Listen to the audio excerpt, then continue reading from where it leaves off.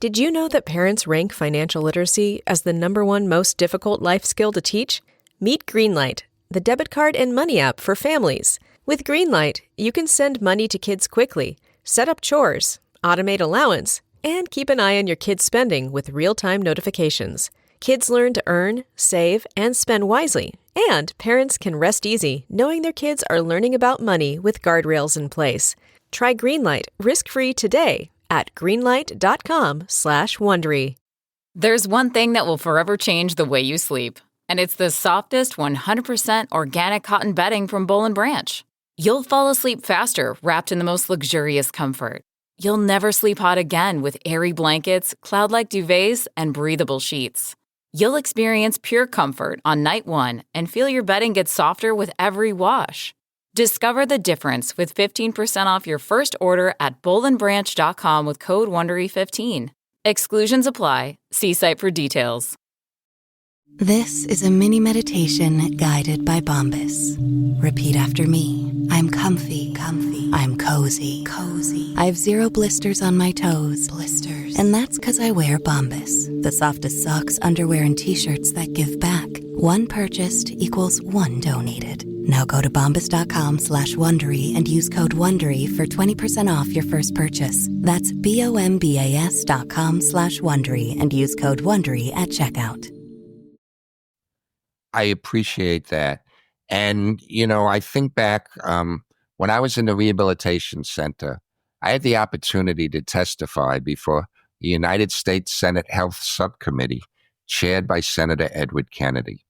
And 8 days after my testimony, Senator Kennedy sent me a glass paperweight in the mail that had an inscription on it that he said his late brother Robert Kennedy liked very much. And the words on that inscription have always been very meaningful to me. And the inscription read, "Some men see things as they are and say why. I dream of things that never were and say why not." And those words have always meant a lot to me. That's Ken Kunken, who experienced a near total paralysis from the shoulders down while playing football at Cornell University. This is the Silver Linings Handbook podcast. I'm Jason Blair.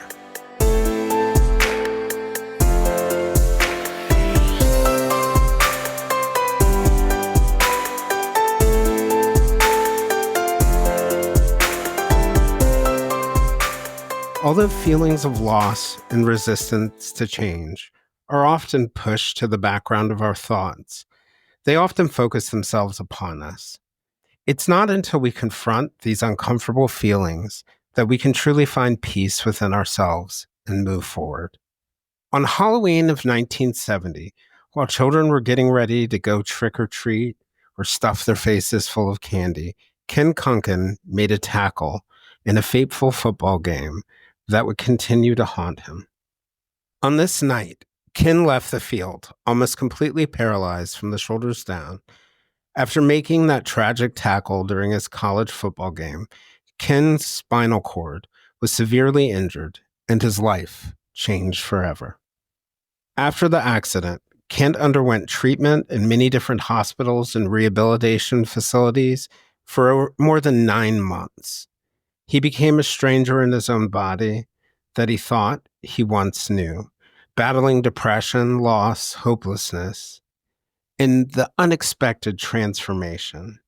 However, Ken went on to eventually earn 4 college degrees while advancing his career as an assistant district attorney in Nassau County, New York, using the obstacles put in his way to propel himself forward. In his memoir, I Dream of Things That Never Were, the Ken Kunken story, Ken describes what it took to push through. In essence, it required taking a step back to take a step forward. Despite the hardships he experienced due to his injury, Ken's memoir details how he was able to meet his wife and become a father of 3. An experience unto its own when you're a father who doesn't have legs. It's a story that might give people courage and hope that they can move forward, even when the odds are against them. Not all of us are going to be paralyzed in life, but we all struggle against odds at some point or another that we feel are insurmountable. After completing a bachelor's degree in engineering and a master's degree in education at Cornell, Ken also went to Columbia University, where he obtained a master's degree in education psychology. Later, he went to law school, and he worked as a rehabilitation counselor for individuals with disabilities and has used his voice to speak up, to give hope, and to inspire people since that tragic day. Today, we're going to talk about resilience in the face of struggle, what it's like when your life abruptly changes, when you no longer feel home in your own body, and how to grieve the past while running toward a future that is bright and beautiful.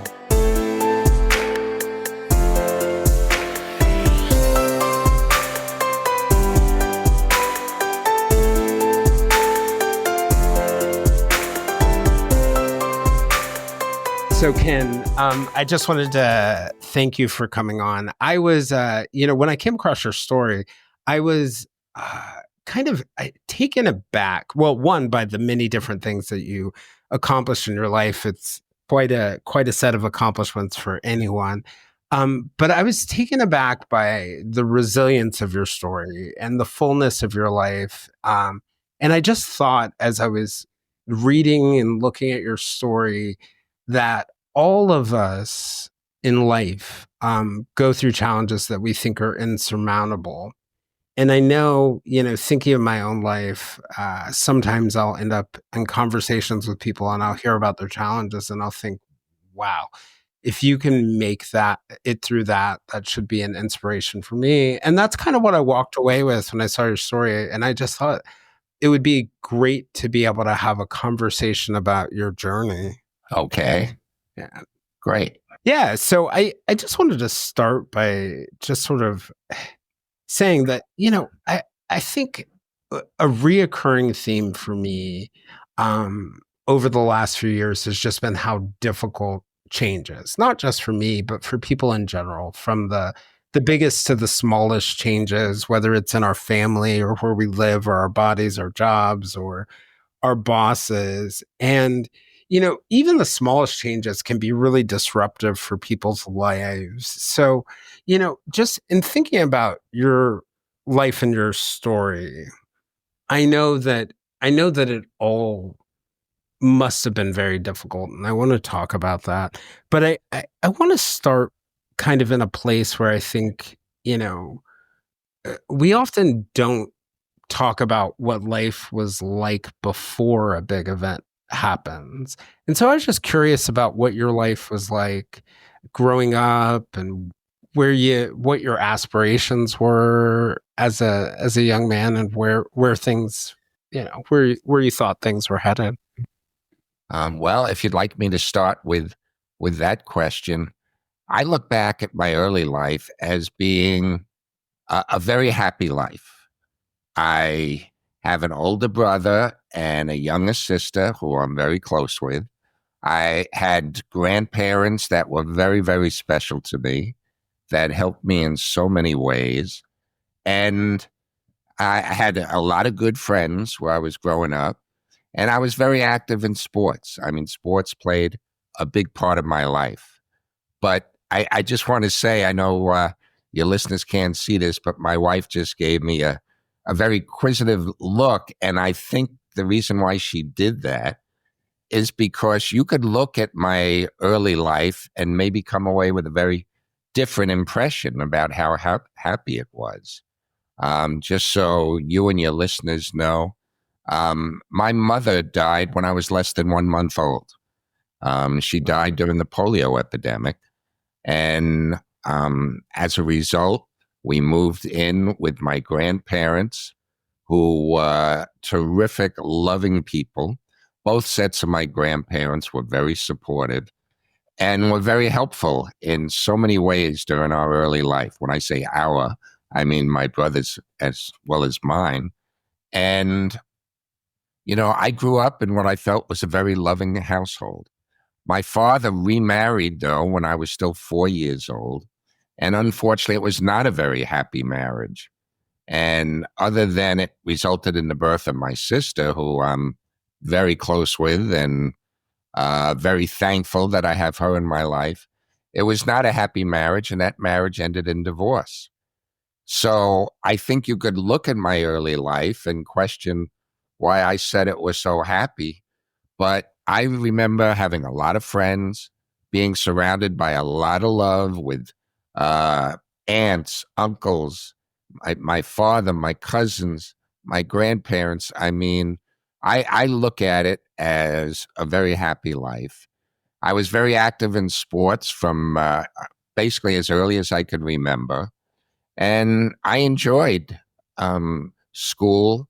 I enjoyed participating in athletics. I think back on my early life and think it was wonderful.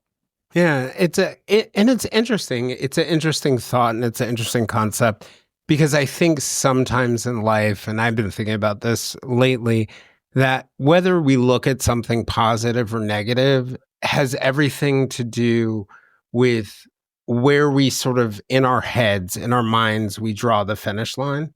And I think that can change over time.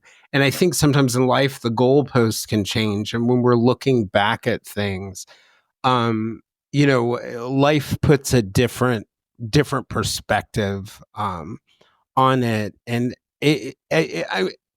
for you, when you think of that time, and you think of sort of growing up, what are some of the things that like you're most fond of and that you remember the most? Well, it would certainly center around athletics. I mean, I started playing Little League ball when I was still 6 years old. And it seemed like every part of my day was had something to do with the ball and athletics. My older brother's only 2 years older than I am. And we basically did everything together in terms of participating in sports. Where I grew up, there were a lot of kids just around my age. In fact, most of them were a year older than me, which means they were a year older than me and a year older than my brother. So we were all able to play, together with everybody. And that filled up a good deal of my days. As I indicated before, I grew up very close with both sets of grandparents, and they were just so loving and supportive and tried to help in every way they could. It was what I look back as a very happy time in my life. It's So, interesting. yeah. Yeah. I mean, it sounds like kind of part of what you're saying, like thinking about your grandparents and thinking also about sports. It sounds like you had a sense of community and a sense of belonging, maybe? Absolutely. And they taught me really to appreciate what was taking place around me and to look for the good in people and to do everything you can to pay back and help others when you can. And they just conveyed the fact that, everybody has a lot of good qualities and to look for those good qualities in people. Yeah. No, that makes complete sense to me. So you grew up on Long Island. Did you have your eyes set on a certain school or college or sports? Because, it's not like you went to the easiest school to get into. No, no. And it's an interesting question because growing up, my best subject was always in math. And I absolutely loved math and felt I would do something with math. And as a result, when I met with my high school guidance counselor, he said, "You're good in math. You should be an engineer." Now, my brother really wanted to go to Cornell and unfortunately was not accepted.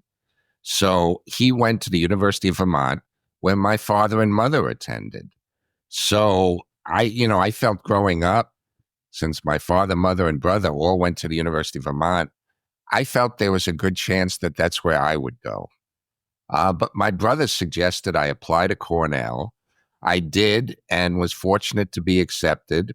And everybody said, if you accepted to Cornell, you should definitely go there. There shouldn't be any hesitation or second thoughts about going any other place but Cornell. So I ended up seeing the campus. It was beautiful and got excited about going there. Oh, that's kind of awesome. It's funny how life has those little surprises. I remember I thought for sure I would go to one of the schools that my parents went to, and ended up going to neither of them, except for I went to where my undergrad was, where my dad went to graduate school. And I remember that first moment of walking, and I know exactly what you mean about Cornell. It's so beautiful, but like walking on the mall of the university and just sort of being taken in with this wild world. Did you know you were going to play sports when you were there? Did you, or just study engineering? No, my one hesitancy about going to Cornell was that I applied there to the College of Engineering. And I really wasn't sure that I wanted to be an engineer. But because I was good at math and my guidance counselor recommended it, I pursued it. And I knew it was going to be a lot of work. So while I desperately wanted to participate in sports, my first year there, I decided not to, just because I knew my time would be taken up by my studies.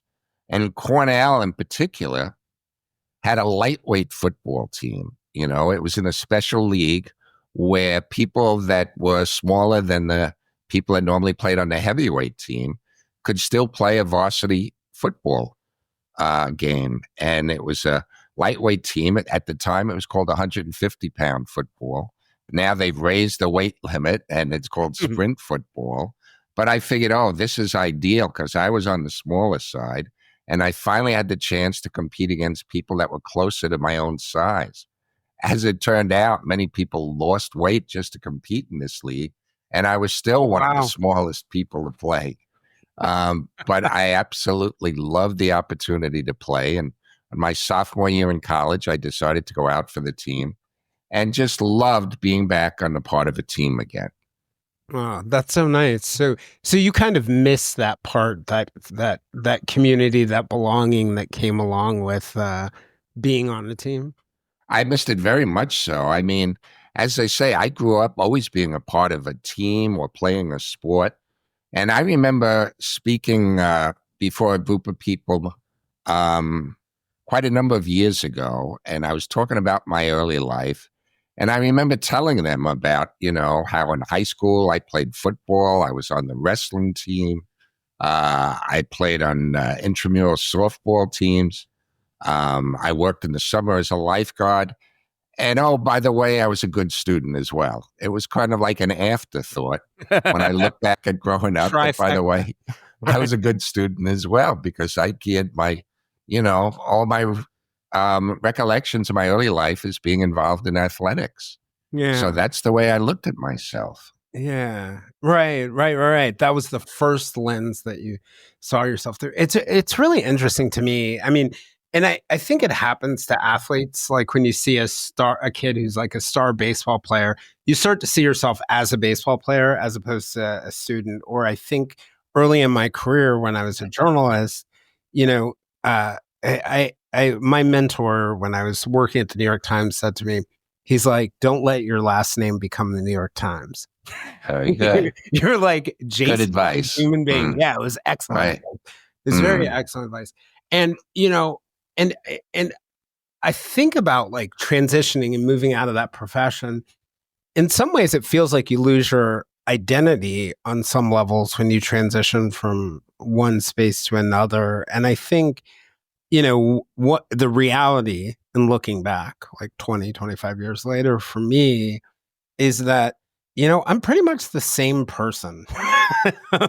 Right. Same person in terms of like qualities like resilience or whatever it is. But I really like my self-worth was so tied into and I think this is true with people in academics, but too, you get tied into what you do as opposed to who you are. Like you mentioned, those qualities of growing up with really altruistic people who taught you, really to do for others. And all of those things are still a part of you, but it can get really unclear, right? When everybody's patting you on the back for one particular thing. Tell me about your college career and what led up to the accident.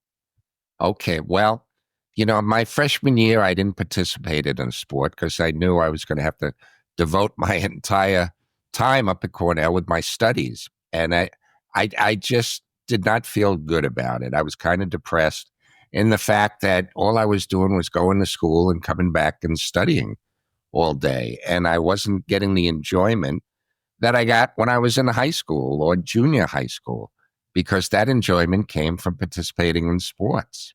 And during the summer, I worked as a lifeguard, and I was outdoor and being physically active. And I just made up my mind, I really have to participate in a sport just for my own emotional and psychological well-being. And it was another way that I could try and deal with some of the stress at Cornell with dealing with my studies. I felt sports was a great way to deal with the stress in my life. So then the question became, should I play football or wrestling?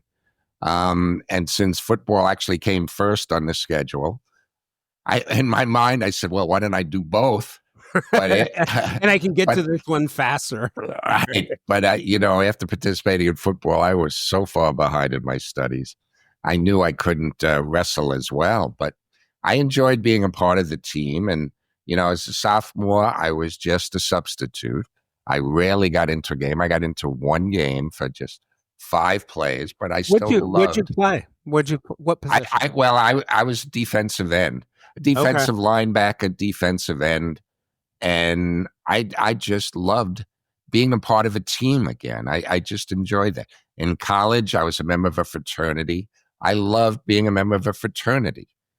Just that camaraderie, whether it be fraternity brothers or football teammates, meant a lot to me. It brought me a lot of pleasure. So during my junior year, I went out for the football team again. And as it turned out, during the 4th game of the season, I was not normally in on the kickoff squad, but one of our players got hurt on the initial kickoff. He got what later was determined to be a concussion.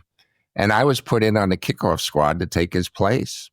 And I ran down the field on a kickoff at a game that we were ahead 16-0 at that time. And I tackled the ball carrier. And when I hit him, I broke my neck and severely damaged my spinal cord. Oh, wow. So instantly I became paralyzed. And as a result, I'm a quadriplegic. I'm paralyzed over most of my body. I have just a little bit of movement in my left arm, but nothing in my fingers or my wrist. So I'm basically dependent on others for everything in my activities of daily living. The Sleep Number Smart Bed is the best bed for couples, and there's a good reason for that. Only Sleep Number Smart Beds let you choose your ideal comfort and support on your side of the bed. Firmer or softer on either side. Sleep Number does that. Perhaps you want your side cooler, and your partner wants their side warmer. Sleep Number does that too. You choose what's right for you, making it the best bed for the both of you. The Sleep Number Smart Bed will even automatically respond and adjust to your movements to help you sleep comfortably all night long. Your smart bed will even learn how you sleep and provide you personalized insights to help you sleep even better. Why choose a Sleep Number Smart Bed? So you can choose your ideal comfort on either side. And now, save 40% on the new special edition Smart Bed. Ends Monday. Shop a Sleep Number store near you. See store or sleepnumber.com for details. Weight loss. It needs to be fast and sustainable. Noom GLP-1 starts at just $149 and ships to your door in 7 days. Take it from Lauren, who lost 22 pounds on Noom. If I come off of the GLP-1, it's not going to automatically make my weight yo-yo back. $149 GLP-1s? Now that's Noom Smart. Get started at Noom.com.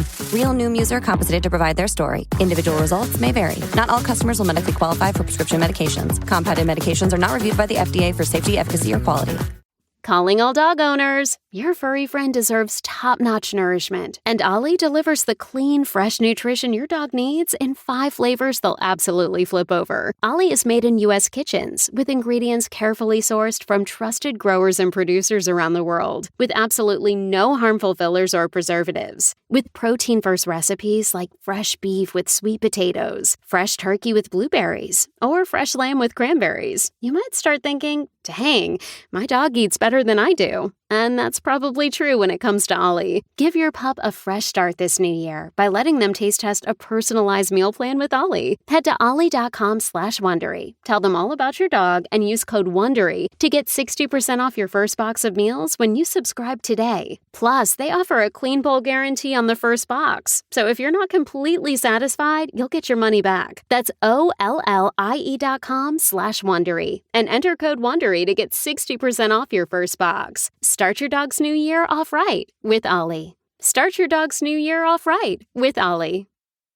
Yeah, it's such a strange contrast to what you described before. I assume when you made that tackle and you broke your neck, you weren't conscious immediately after. Do you remember? No, I actually was conscious. Oh, you were? Okay. I never lost consciousness. Oh, I didn't know what was happening because I didn't know what the ramifications of a spinal cord injury was. I never even really heard of a spinal cord injury by then. And all I knew was I couldn't move, and I didn't know why. And one of my recollections was when I was put on a stretcher and lifted up to be carried off the field, it felt like they were just lifting up my head as if I'd been decapitated and left my body behind because I had no sensation now below my neck at that time. So it was a really strange feeling, not just the spinal cord injury and like an electric shock shooting through my body, but suddenly I lost all feeling below my shoulders. So it sort of felt like your head was floating away. Yeah, and it felt like they were just carrying my head off the field. Wow. So I had no idea what a spinal cord injury entailed. And nobody even told me for quite a lengthy period of time that I had a spinal cord injury. You know, I found out later in the hospital that I'd broken my neck, but they didn't continue and tell me about a spinal cord injury. So I'm guessing you went immediately to the hospital after. Tell me about the aftermath. Okay. Well, I was taken by ambulance to the hospital in Ithaca, where they took x-rays of my neck and cut off my uniform. But they saw immediately how serious the injury was, and they felt they weren't equipped to handle an injury such as mine. So they put me back in an ambulance and then drove me an hour away to Elmira, to a hospital in Elmira in upstate New York. Yeah. And I then spent the next 9 months and 20 days in various hospitals and rehabilitation centers. Wow. And when did, I know sometimes with these kinds of injuries, it's unclear whether you're going to get some improvement in terms of, the paralysis rolling back. Did they know, or were they able to communicate, or how did the process of figuring out whether you would get some movement back work? Well, I was later told that when my family consulted with a specialist about my condition, he told them I probably wouldn't survive the week. And the doctor said if I was to survive, I would not have any movement. I would not be able to do anything and would probably end up living in a nursing home, and that my life expectancy would be between 5 and 9 years. Now, I didn't know any of this. I found this out later. But when I learned during the course of my hospital stay that I had a spinal cord injury, I learned that after you have a spinal cord injury, you go into a period of what's called spinal shock. And I was told that spinal shock could last anywhere from a few hours to maybe 6 months, where you may continue to get movement back. So while I had no movement initially, I kept thinking that, well, when the spinal shock wears off, I will gradually get my movement back. And of course, that never happened. Yeah, it must be strange to be in that place of uncertainty, right? Where you don't know whether anything's gonna improve. But I guess in another way, I guess it gives you something, at least during that initial period, to hope for. What was it like during that long period that you were in the hospital and rehab? Because it sounds like you were pretty independent when you were in school. Was it strange to be taken care of by other people during that time? It was very strange and not something that I think anybody would enjoy, to now be totally dependent on others around you. I mean, initially after my injury, I itched constantly, and no amount of scratching alleviated the itching. And I needed other people just to scratch me, to scratch my face, which was basically the only place I had feeling at this time. And then, anything, whether it be to give me a drink of water or, to wipe my nose or anything, I now had to ask for that to be done. And it was incredibly frustrating and incredibly depressing that there was absolutely nothing that I could do for myself at this point. And it was also frustrating because the medical personnel weren't telling me much about my injury or what the ramifications of it was. So I was left, most of 24 hours of a day wondering what was happening to me and what I was going through. And I was fortunate that after spending 4 weeks in a hospital in Elmira, I was moved to a hospital in Oceanside, my hometown on Long Island. And I had a special nurse that we had hired, meaning she was just a nurse for me. That's why they call it a special duty nurse, 8 hours a day, who really helped me a great deal and gave me a lot of encouragement and really tried to help in any way she could. Her name was Barbara Crook, and just really made a tremendous difference in my life and how I was feeling, being in the hospital and being dependent on so much care. And she stayed a good friend all these years. And I was fortunate with that. But I was also fortunate that my family was very supportive and, really tried to help in every way they could. And by family, I mean extended family. I mean, not just my father, brother, sister, but grandparents and aunts, uncles, cousins, and then, of course, later friends as well, who helped me in so many ways, made an enormous difference. And I imagine like the entire process from the beginning and even beyond probably took a toll on your mental health. And it was probably really important to have those people around. But what was the impact on your mental health? Because I think it's really easy to sort of confine injuries or illnesses, whether somebody has cancer or they go through something like you did, to just the physical ramifications. But I think there are enormous emotional and mental ramifications. I was thinking of a friend who was recently diagnosed with breast cancer, and it's taking over her entire life. And just thinking, she had a mastectomy in December, and just thinking the utter loss of control that happens when you're going through a serious health issue. I think we don't think about what happens to the mind enough.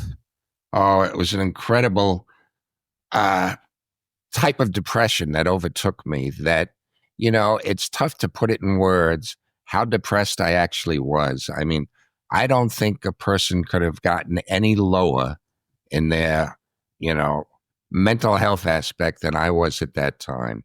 And I would say that if I was physically capable of ending my life, I would have done that. But I didn't even have the capacity or the ability to do that if I tried. I was so helpless that I couldn't take my own life if I tried. In fact, I remember one day I was so depressed, I tried to see if I could lose my mind and just kind of absolutely lose it and kind of go crazy. Kind of like mind control suicide. Right. I thought that would be easier to deal with what I was going through than being totally cognizant of what was happening to me. But I couldn't even do that as well. It was like I had no control over anything that was taking place with me and around me. And I don't think I could have sunk any lower than I was at that time.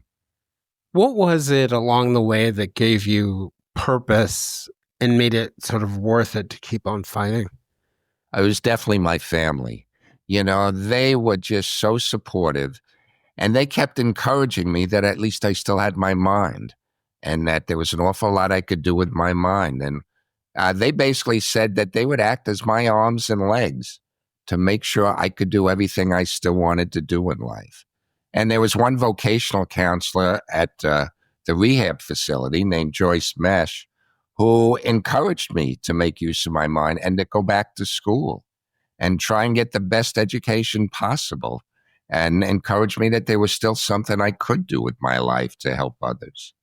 And I was very fortunate to have them in my life. And it got to the point that they were being so supportive that I felt like I'd be disappointing them if I didn't do everything I possibly could to work hard during my rehabilitation and the events that followed. You know that I wonder whether you agree with this, but I remember as my mom was getting older, her sight was going bad, and she told me, she said, it's true what they say, like my sight's getting bad and my hearing is getting better. Right. Do you think like there may have been sort of like some truth to that like as you sort of lost your body, your mind as a muscle became sort of like stronger because you have such an amazing set of accomplishments after? I absolutely do agree with that. And while I had a good memory before I was injured, I worked hard to develop my memory to really make it into basically a super memory. I relied on my memory for virtually everything after that, since I couldn't take notes and, write down things that I wanted to do to remind me. And as a result, I worked hard to improve my memory. And I think following my injury, I think my memory did improve quite a bit. And I have a friend who says that I have super hearing because, now I can detect every slight noise around me. I feel like I can hear when he has trouble hearing the same things I hear. So, it helped me in a lot of ways. And as a result, I had to develop my communication skills as well. Right. Because I needed to talk to people to get whatever help I needed. I needed to talk them through everything that needed to be done for me. And that was difficult, to speak up and to ask for help in the most minute detail of, something that needed to be done for me. Yeah, and because for so many of us, the nonverbal closes the gap, right? Like we can use our Right. hand to point. We can, show where we need someone to scratch us. Like you would have to. Yeah, I never even thought of that. Be an excellent communicator to make up for this. And so this is in the early mid 70s, I imagine. So Right. we're also before the period where, people had voice recorders walking around that they could, portable voice recorders or other things like that. Right. I didn't even It would- think of that. Yeah. Oh, it would have been nice if there were laptop computers back then, but of course Right. that was many years away. So, we didn't have that type of technology. And this was also 20 years before the Americans with Disabilities Act took effect. So very few places were wheelchair accessible. I mean, when you went outside, you didn't see many people who used wheelchairs out in public back then because it was just so difficult to get around. And you certainly didn't see somebody who, needed to use an electric wheelchair because they didn't have use of their arms. There were no curb cuts back then, very few ramps. It was very difficult to get around. There was not accessible transportation. So virtually everything back then was geared to the able-bodied. And there were very few things geared to somebody with a disability. Yeah, because thinking about it, right, the ADA, as I recall, the Americans with Disabilities Act didn't pass until the early 90s, and it still took Right. people time to but I mean, it affects so many things. Like I think about people I know who have gotten reasonable accommodations at work, or, things that you mentioned that we take for granted now, like the curbs being cut. So people who are blind or who are in wheelchairs can roll up them or go up them, or even those bumps that are on the curves. So people know that they're there, or, just thinking about the programs and services that didn't exist before then. What was it like in that period between, when you were injured and when ADA started getting implemented? Oh boy, what a difference. When I went back to Cornell, I went back there in the fall of 1971. I had been out of the hospital just 11 days when I went back to school. And I had never even thought about or realized how inaccessible the Cornell campus was.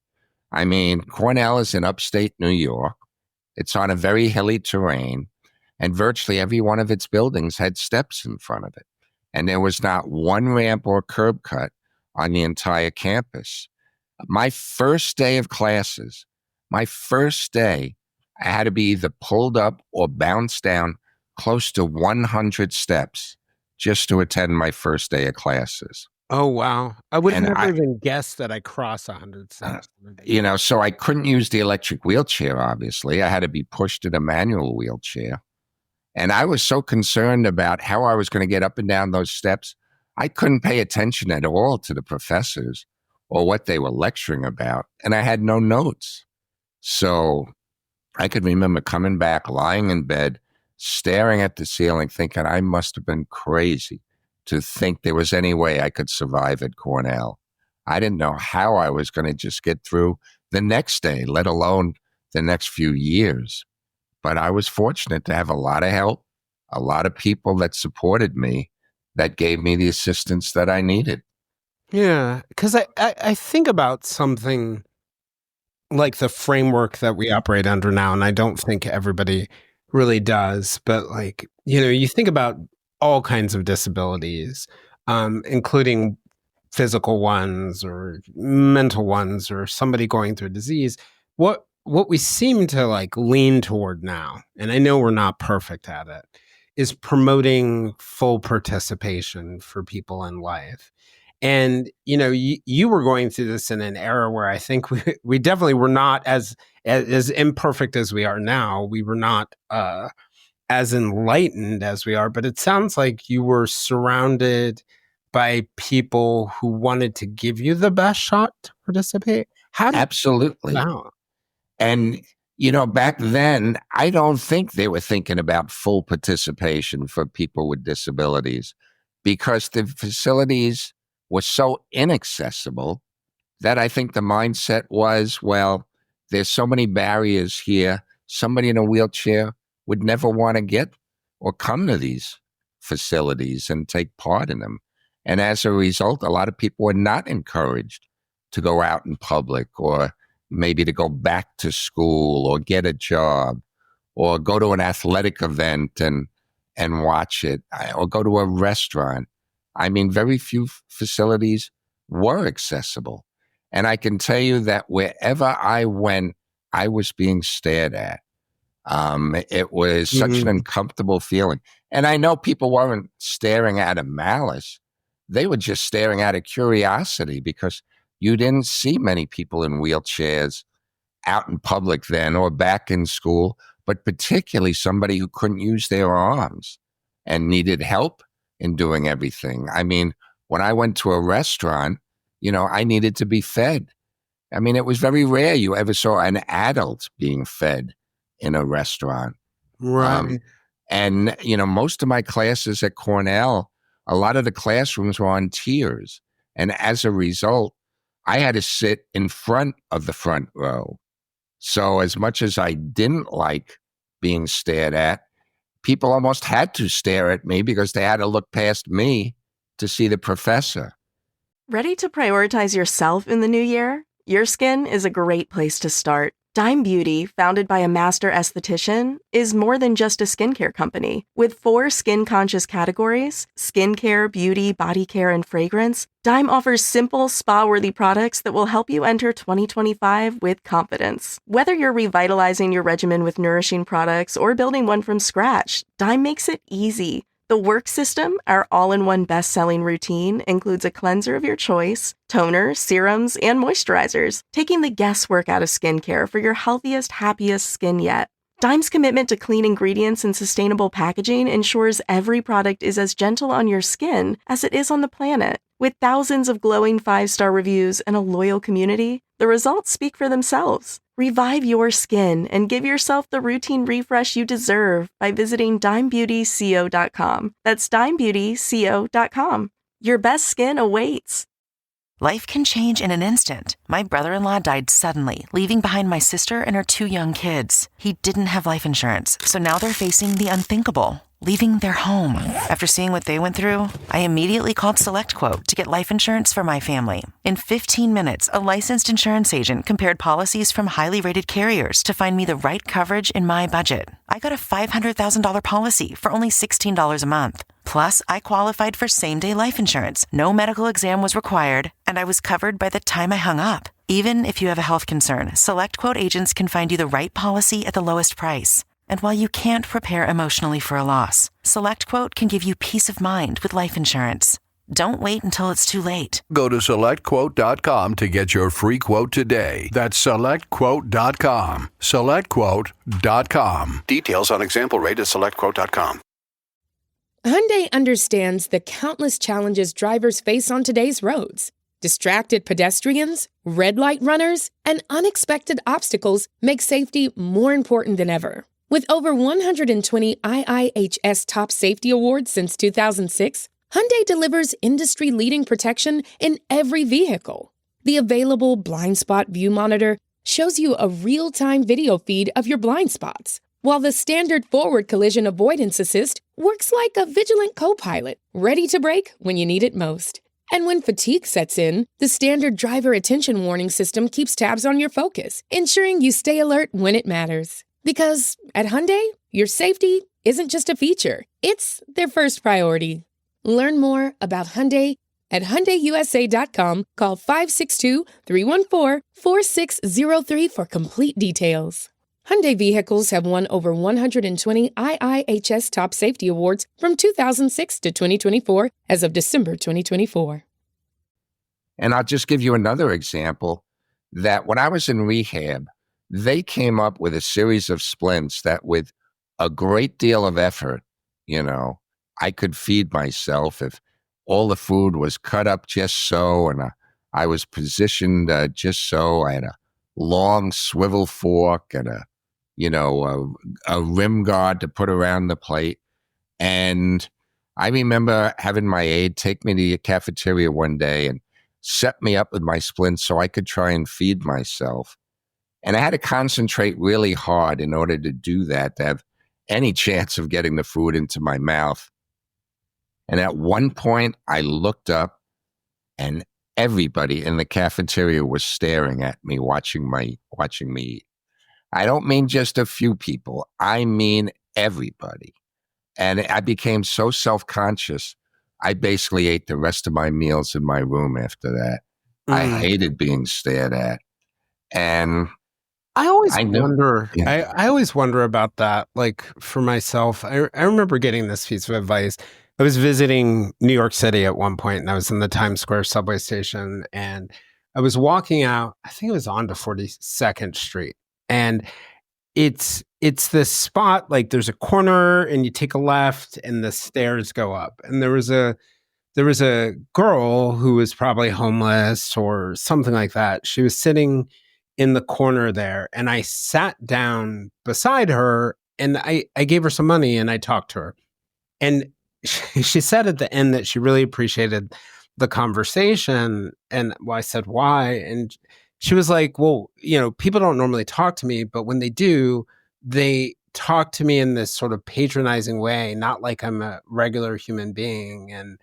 And I always wonder in those moments where we see somebody whose circumstances are so different than ours, What do you think the right thing for us to do to help you feel comfortable, but also acknowledge that, you may need help or there's something that we can do for you? What is the right thing for us to do in that moment? Well, that's difficult to define because there's no one right way of approaching somebody with a disability. And everybody's disability is a little bit different and it affects them a little differently. As for me, what happened is so many people would come up to me in public, turn to the person next to me, and ask the person next to me questions about me as if I wasn't even in the room or couldn't speak for myself. I mean, it was very frustrating because people seem to forget I'm still a person. And if I was waiting by an elevator and it was crowded, somebody would yell out, make room for the wheelchair, not the person in the wheelchair, but I was referred to as the wheelchair. And it was very frustrating. Even medical personnel were treating me like I couldn't speak for myself. And, it was very frustrating. And because I was in a manual wheelchair, I was not able to approach others unless my aide or the person with me wheeled me to other people. And a lot of people seemed, not only hesitant, but maybe even afraid to come up and talk with me. And I remember one day, many, many years ago, I was actually in New York City. Oh, this was about 50 years ago, actually. And I was sitting outside alone for a short period of time, waiting for my aide to come back after he had parked the car. And there was a homeless woman sitting in a box on the corner. And it was very cold out. And I know I was freezing. And, I'm sure she was sitting in the box to try and keep warm. And at one point, she got out of her box and walked over to me. And I'm thinking, oh, boy, here I am, an easy mark. There's nothing I can do. And she's probably going to be either asking me for money or taking money out of my pocket if I had any. And it was quite the opposite. She came up, asked me if I'm all right. Is there anything she could do to help me? And this was a poor homeless woman sitting in a box. And it really taught me a lesson, how good and helpful most people are and how people really want to help. They don't always know how to help or what to do, but most people are good people and really want to help if they can. Yeah. And I think sometimes people just don't have the words or don't know what to do. It's something in all of this and thinking about all these people who are helpful, and just thinking about the state that you were describing, being so where it's even hard to describe the level of depression that you were in afterwards.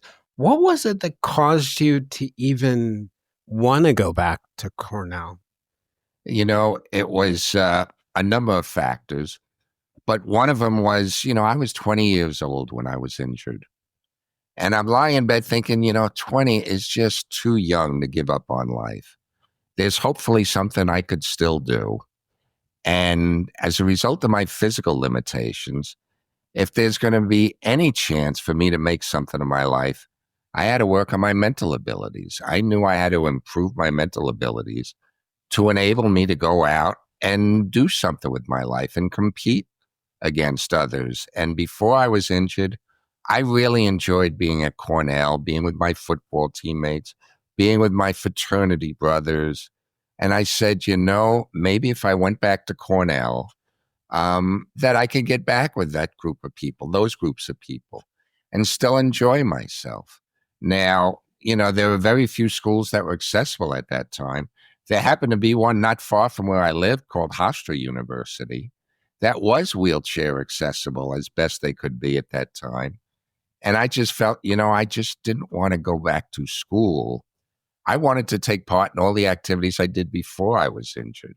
You wanted to be go with back my home, right? Your community, yeah, absolutely. Where I had fun with my football teammates, my fraternity brothers, other friends, and I felt I didn't want to just go to school. I wanted to be back in college life, and enjoy myself as most college students hopefully do.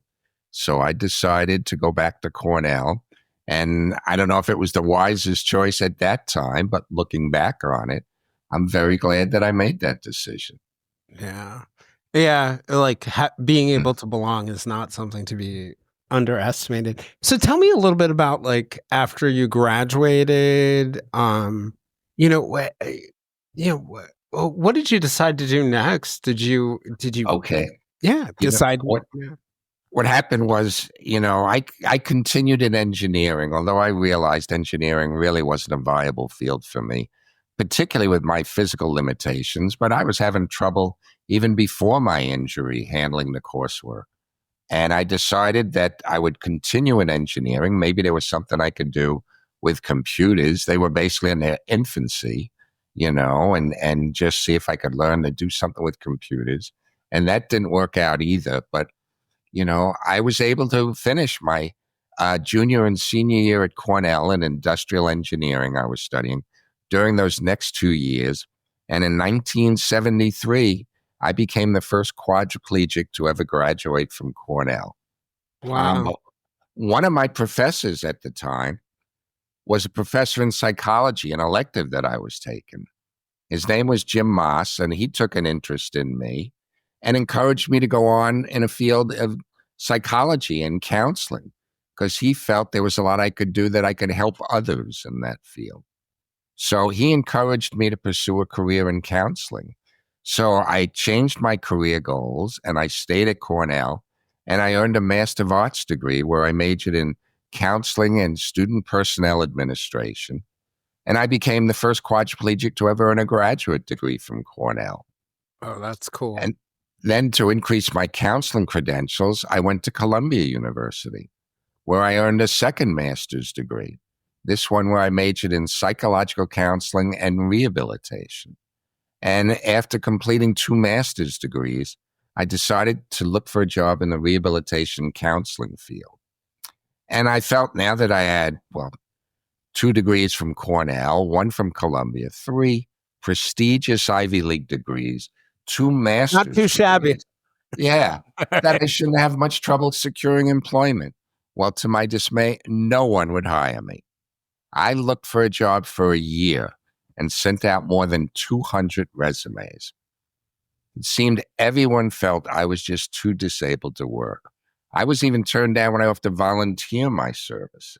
That is wild too, because you would think that if there was any field that would be open to people with disabilities, it would be the rehabilitation field, which is all about helping people recover from disabilities. Even people in the rehab field were hesitant about hiring me. But I was fortunate that I found one organization willing to give me the chance to show what I could do. And that's an organization on Long Island called Abilities Incorporated, which was part of what was then called the Human Resources Center. It's now called the Viscardi Center, and it's named after its founder, Dr. Henry Viscardi Jr., who believed that people with disabilities could work and work well. And he hired me to work as a vocational rehabilitation counselor, and that really changed my life. I mean, he made such a difference. In fact, it was Dr. Viscardi that was one of the persons instrumental in making Hofstra University wheelchair accessible. And Dr. Viscardi hired me to work as vocational rehabilitation counselor. And that increased my feelings of self-worth, my self-esteem, my self-confidence, so much so that I eventually decided, there's still more I could do with my life. And I ended up leaving the center after more than 2 years working there to go to Hofstra University's law school. And I was fortunate that during law school, I did an internship at the Nassau County District Attorney's Office. And I really enjoyed the internship. And I found a new way that I could help people and serve the community as a whole. Well, so when I was... So in the DA's office, how did you end up getting that internship? Well, I was lucky. My brother had worked for legal aid at the time, and he encouraged me to apply with the DA's office. And I was just so lucky that the district attorney at the time, a person by the name of Dennis Dillon, was a very progressive, forward-thinking, positive, self-confident district attorney who based his hiring decision on my abilities rather than my disability. And I applied for an unpaid internship there. And I was fortunate to be given the opportunity to do that. And I enjoyed it so much and met so many people there that I applied for a full-time position when I graduated. And I was very fortunate that Dennis Dillon hired me to work as an assistant district attorney. So just to tell you a little bit more, I completed law school during the standard 3-year time period. I began my work at the district attorney's office by participating in a very intensive 4-week training program to teach us all aspects of trial techniques from a prosecutor's perspective.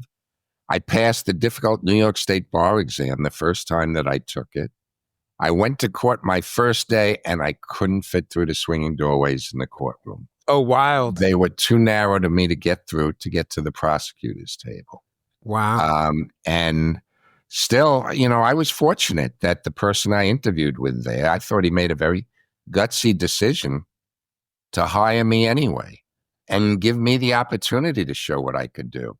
And I later learned that there was another person that was a supervisor there that questioned why I was hired because, as he put it, he can't even write. And yet they still hired me. And as a result of the opportunity they gave me, I became one of their better trial attorneys. I did a lot of litigation. And in fact, not long after I started doing litigation in our district court bureau, I was approached by a defense attorney who told me he overheard some of the prisoners talking about me in the pens behind the courtroom. And apparently they were saying that I was a really tough ADA, assistant district attorney, and they hoped they didn't get the guy in the wheelchair as the prosecutor. Yeah, let me get one of those other chumps. Right. So I kind of stood out, and I was promoted a number of times. I did a lot of litigation. I did a lot of trials. In fact, when I was promoted to our county court trial bureau, the number of trials, pretrial hearings, and grand jury presentations I did each year were among the highest of the bureau. And eventually I was promoted to be one of the deputy bureau chiefs of our county court trial bureau, where I was helping supervise 25 other assistant district attorneys. One of the things that I kind of want, it's funny when you're talking about law school and your initial orientation, a number of my friends who are lawyers, my brother included, although he has not said this quote, but they say, you learn a lot in law school, but nothing about the job. Yeah. They teach you to think like a lawyer, but you learned how to be a DA by going through this training program where they taught us all aspects of trial techniques from a prosecutor's perspective. And that's where I learned it. And when you were sitting in there sort of like doing that training and thinking about those things, I'm sure they went over, like all the different aspects, the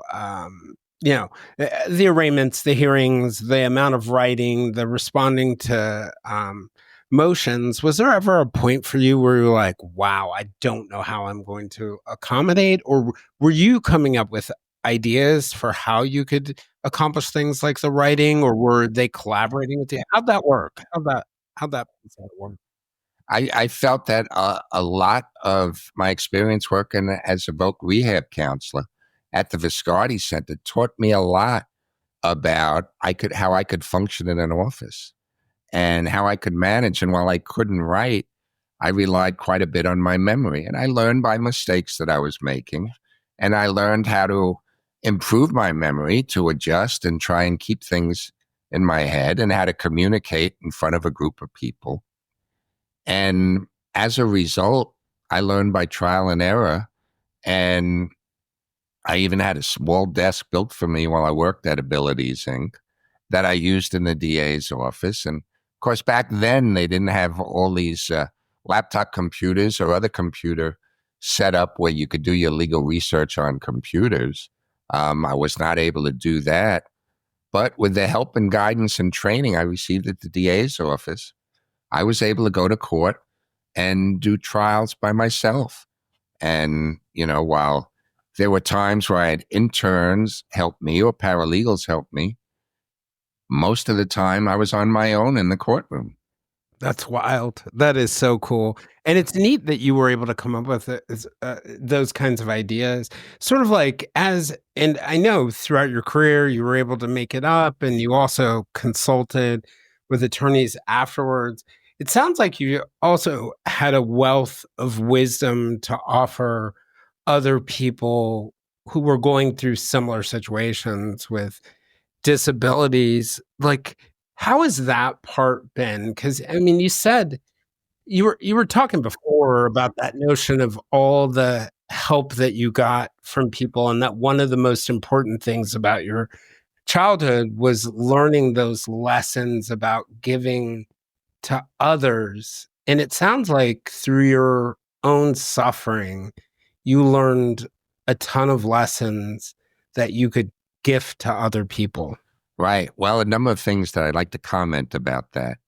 Firstly, when I was working at the DA's office, when you left your job, you'd go through what they called an exit interview, where you'd speak to the director of personnel, and they'd ask you what you liked best about the job and what aspects you felt could be improved upon. And I was told on a number of occasions what the assistant district attorney said they liked best about the job was meeting, working with, and getting to know me. And I'm saying that not to brag, That's kind of Jason. cool. That's kind of cool.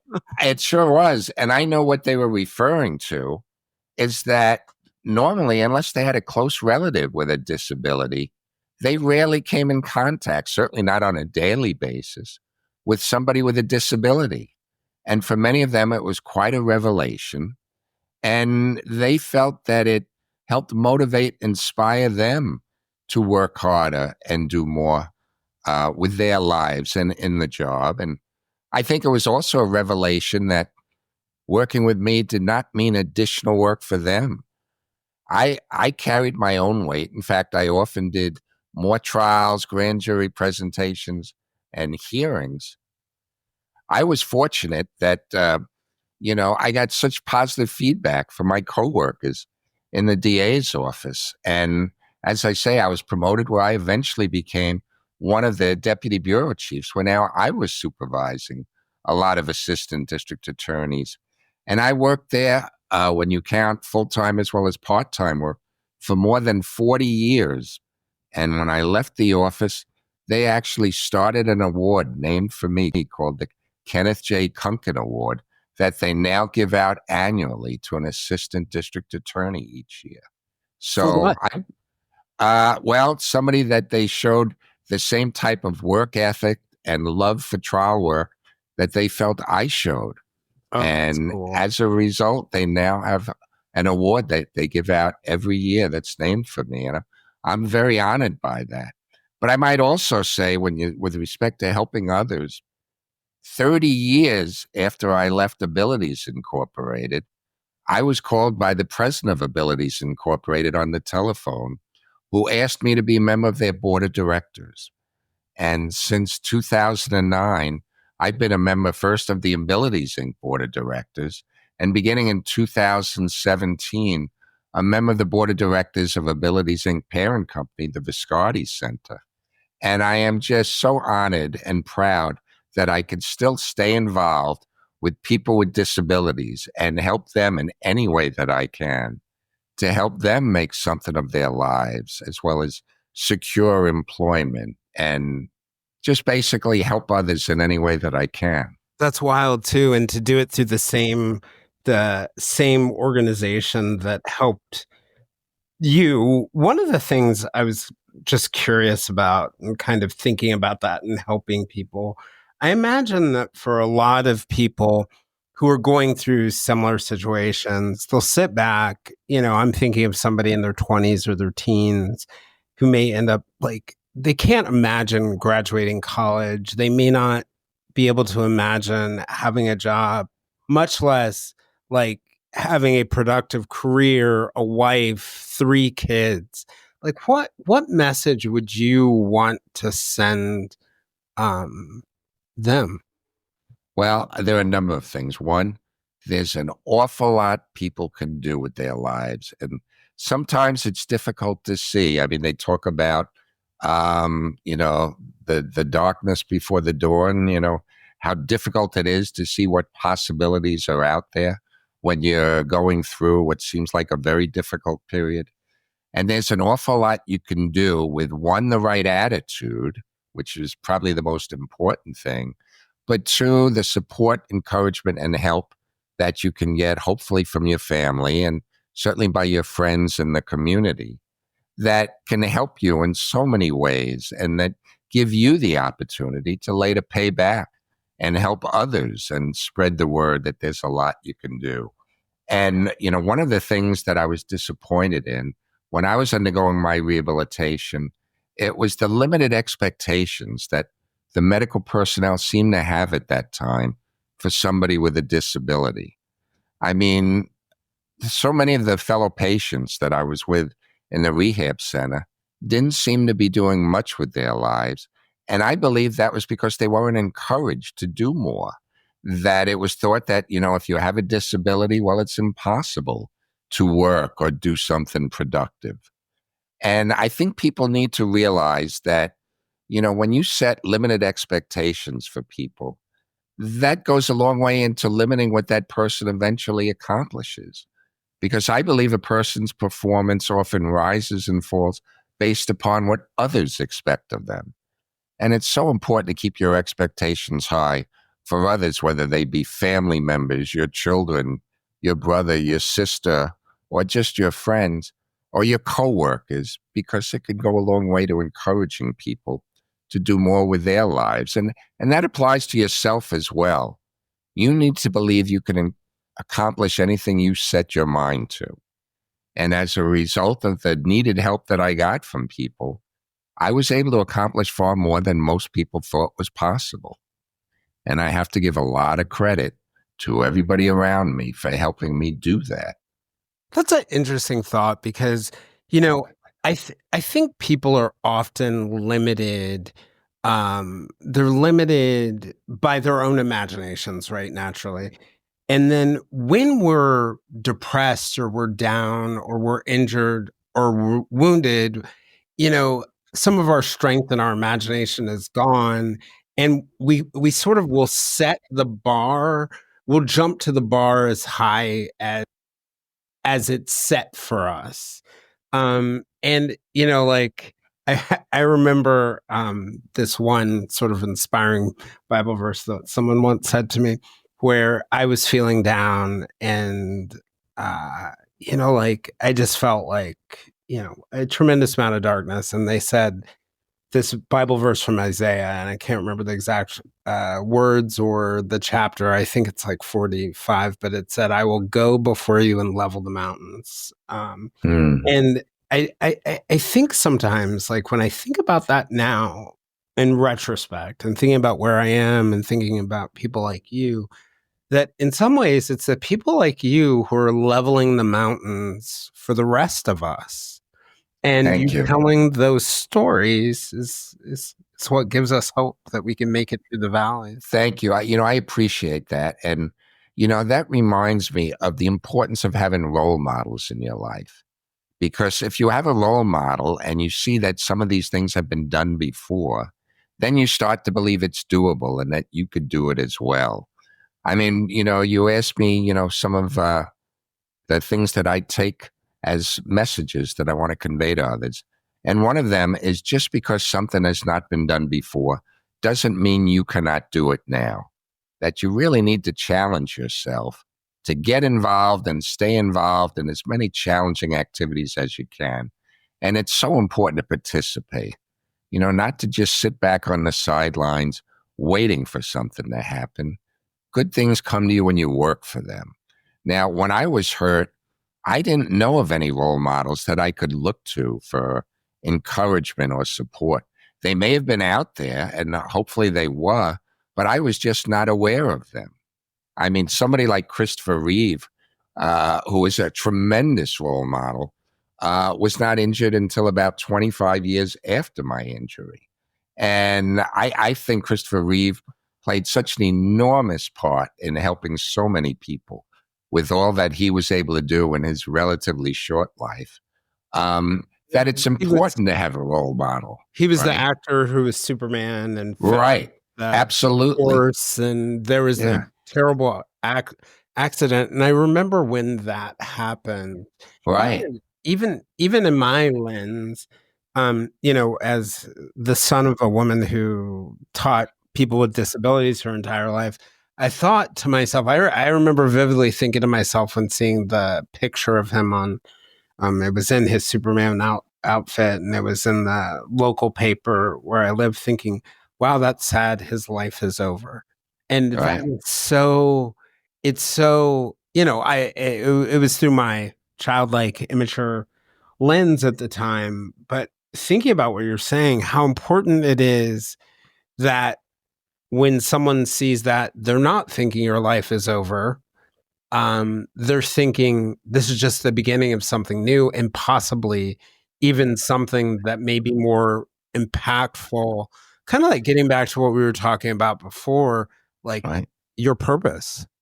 Right. Well, part of it is, as I say, to encourage more people with disabilities, and particularly, people with spinal cord injuries, that there's an awful lot people can still do if they work hard and get the necessary help that they need from others, and for others to give them the opportunity to show what they can do.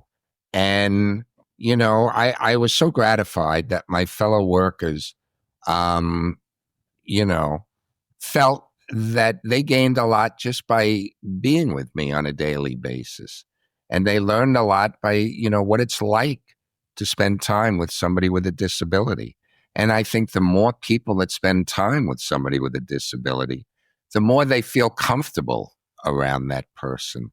And the more they appreciate, what not only somebody with a disability can do, but how much more they can actually do if they work hard. Now, I want to also make it clear that there's a lot somebody with a disability can do in their personal life as well as in their professional life.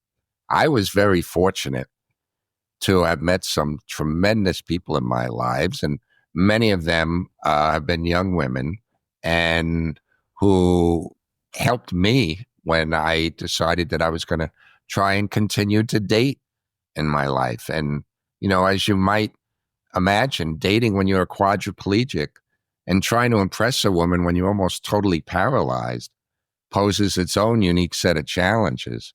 Well, I was very fortunate to go out with some wonderful women in the past, and that gave me the confidence to eventually meet the woman of my dreams, a woman by the name of Anna, who's sitting beside me now, who agreed to become my wife. And we've been married now for 21 years. And when Anna and I decided to get married, Anna said that she'd like to have my baby. And not just a baby, my baby. She said she wanted to see a little Kunken running around our home. Now, I might say this really seemed impossible. At the time, I had been paralyzed for more than 30 years, and I was already in my 50s. But we looked into various options, including in vitro fertilization, and we're thrilled that it still might be possible for someone in my condition to father a child. So we pursued it, and through the miracle of science, Anna became pregnant. Oh. And I was present in the delivery room on January 24th, 2005. In 2 days, it'll be 20 years that I was present in the delivery room when my wife, Anna, gave birth to triplets. Wow. I have That's three beautiful. incredible sons, Joseph, James, and Timothy. They'll be turning 20 in 2 days, and they're now sophomores at 3 different colleges in upstate New York. Yeah, they're all at the age right now when your injury happened. Right. I got hurt when I was 20. Yeah. So in a few months, they'll be the exact age I was when I had my injury. Wow. And they are just all doing incredible things. And it brings so much enjoyment to my life. Do you think, or have they ever talked to you? Have they ever talked to you about where it may have changed their perspective on life, like growing up with a dad that was quadriplegic? They look at me just as they would any other dad. I'm the only dad they ever had. So they don't think of me any different than other people think of their dad. They grew up helping me in any way they could, whether it be giving me a drink of water or feeding me or getting me the newspaper. And, with maybe the only difference of me and their friends' dads is I'm older than most of them. Right. I'm now in my That's the biggest 70s. difference, right? Right. But they grew up knowing I had special needs, and they didn't think twice about helping me. In fact, they'd go to places and come back and say, Dad, you could go there. I looked, there's a ramp. I never even had to ask them to do things like that. But they grew up trying to help people. And, they feel so comfortable around other people with disabilities. It's just great to see the way they've developed and how helpful they're going to be to others as they grow older throughout their lives. Yeah, it sounds like it left an indelible mark on them in a very positive way. As we're wrapping up, I wanted to give you a chance for some closing thoughts. And I was just thinking about like the beautiful messages that you have for people who, are struggling with disabilities, but are also just struggling to find hope in general.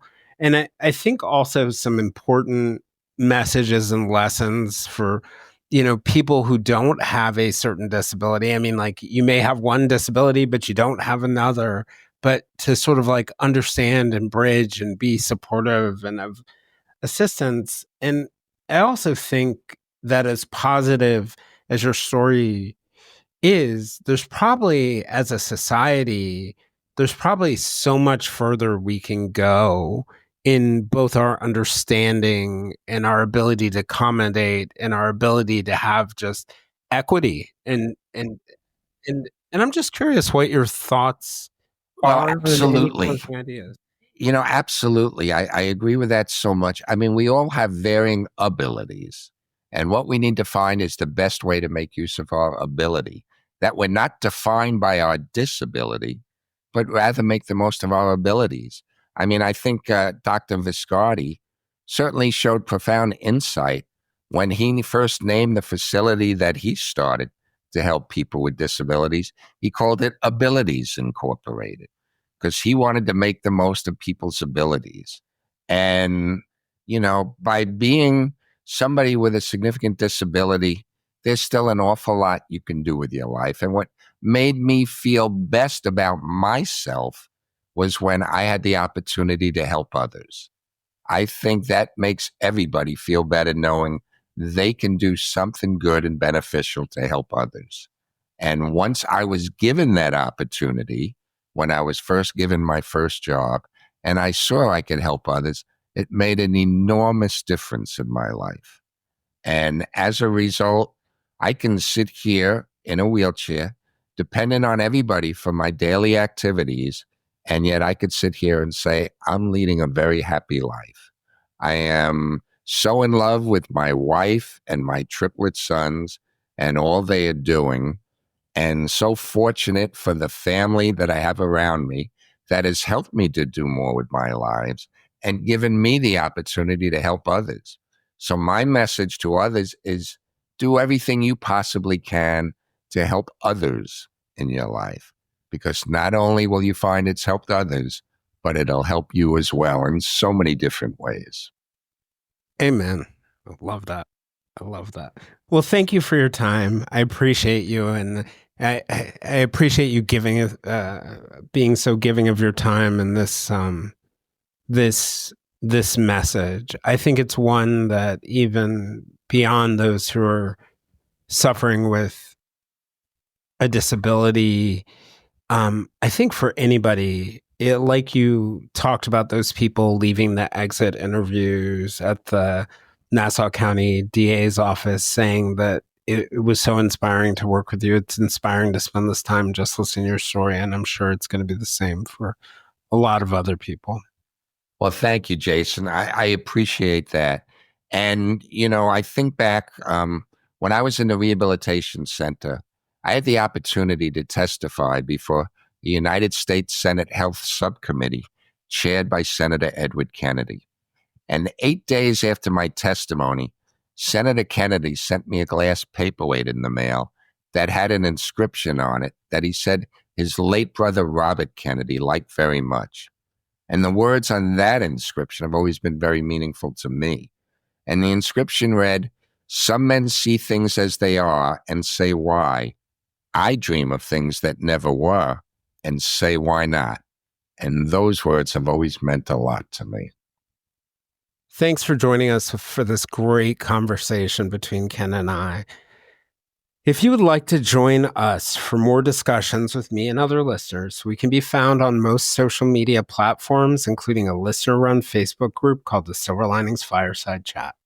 For deeper conversations with our guests and live conversations with other listeners, you can also join us on Patreon at www.patreon.com/The Silver Linings Handbook.